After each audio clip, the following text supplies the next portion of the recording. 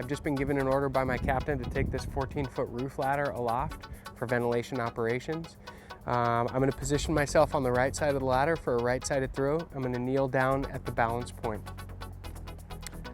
Confirm that my SCBA is operational, my radio is on the correct frequency. Using proper body mechanics, straight back and lifting with my legs, looking straight ahead, I'm going to span the beam and I'm going to put the ladder on a beam.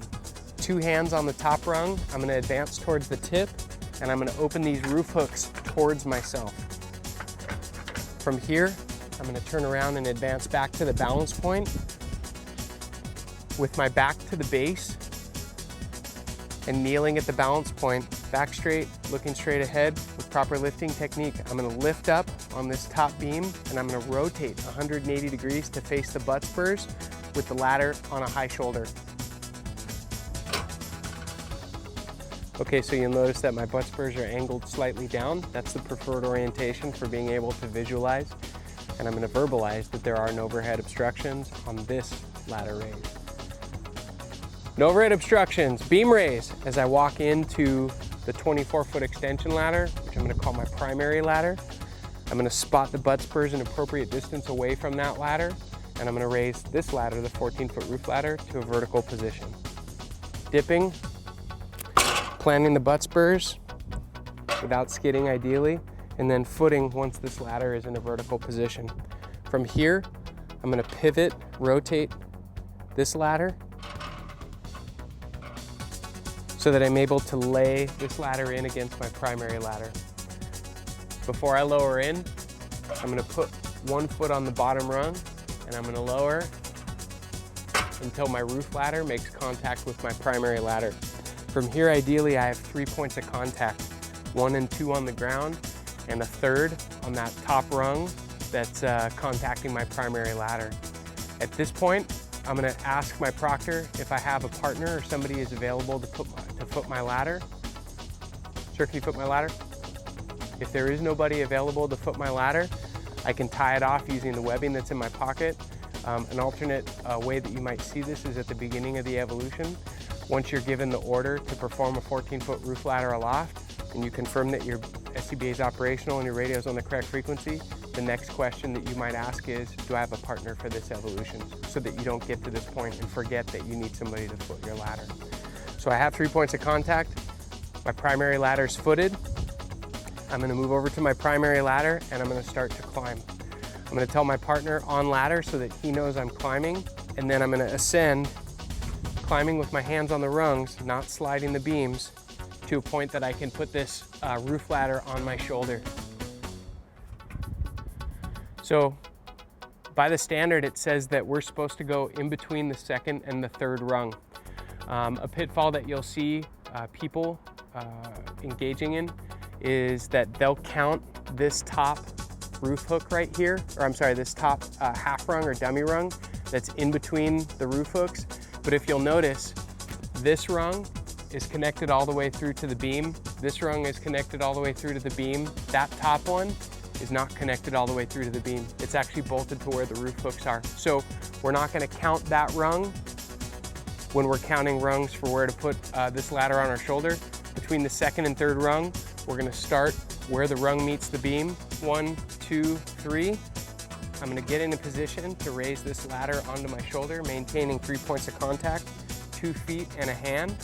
And I'm going to put my arm through this rung bay, and I'm going to put the ladder on my shoulder. From here, we're not going to put our hands on the beams to ascend, we're going to put our hands on the rungs to ascend.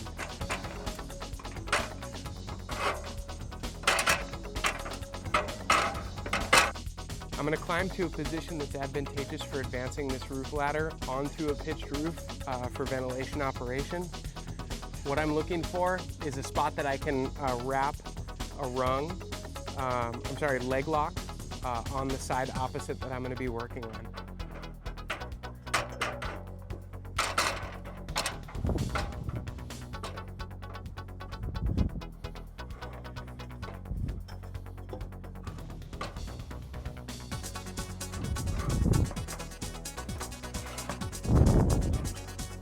So from here, I'm high enough above the roof line to be able to advance this ladder.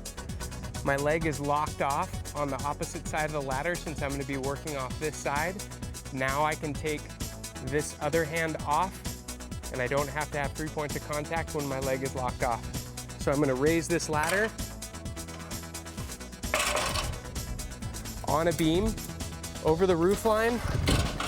I'm gonna slide it up the pitched roof until it gets on the other side of the ridge beam. I'm gonna rotate this top beam away from me, and I'm gonna pull the roof hooks back towards myself, and I'm gonna visualize that the roof hooks are on the other side and that they're secure, and I'm gonna tell my proctor, hooks are secure. From this point, my proctor is gonna tell me to remove my ladder. I'm going to move the ladder to unseat the hooks, and then I'm gonna advance the ladder back towards me, sliding it on a beam over the roof line. My leg is still locked off, so I'm good to be using 2 hands. I'm gonna count in between the second, 2, 3, in between the second and the third rung, and I'm gonna put this ladder on my shoulder. Now when I go to unlock, I'm gonna have to maintain 3 points of contact. So, 2 hands and a foot, undo my leg lock, and I'm gonna descend back down towards the ground. Hand over hand with hands on the rungs, not the beam.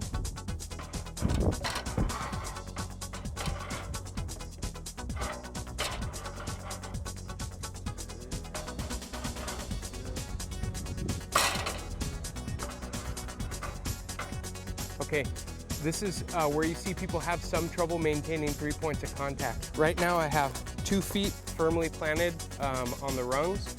I have one hand that's grabbing a rung. This other hand is free to move this ladder off of my shoulder. An easy way to do this is to take this hand and position it where your pocket is. There's a rung there.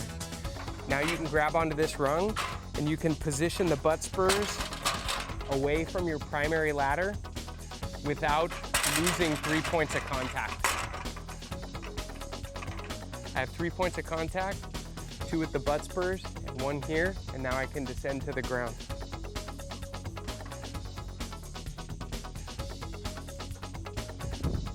Off ladder. Off ladder. From here I'm going to remove this roof ladder from the primary ladder, but before I do, I have to make sure the tips are clear. Tips! Clear. I'm going to put 2 hands on the beams, 1 foot firmly on the ground, and 1 foot on the bottom rung. And I'm going to remove the ladder from my primary ladder. Remove this ladder from my primary ladder. From here, I'm going to foot the ladder, and it's my discretion whether or not I want to pivot it or change orientation, or just take it down as it sits. As it is right now, I'm just gonna take it down in this direction, but I have to clear the direction that I'm taking it down. So, ladder come down, clear. From here, I'm gonna advance my right hand up to the balance point. Once I reach the balance point, I'm gonna dip, lifting with my legs, and this ladder's gonna rock over my shoulder into a high shoulder carry. Clear.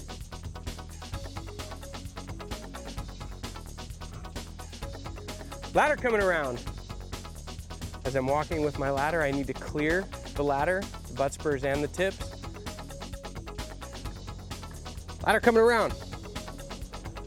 You want to position the ladder as you found it with the butt spurs facing the building. To lower this ladder, I'm going to turn 180 degrees so that my back is now facing the butt spurs with 2 hands on this top beam, and I'm going to ground the ladder on its beam. From here, I'm going to advance back towards the tip, 2 hands on the top beam, and I'm going to close the roof hooks. Again, 2 hands on the top beam, advance back towards the balance point, turn with my back facing the butt spurs, and again, spanning the beam, I'm going to lower this ladder to a bedded position.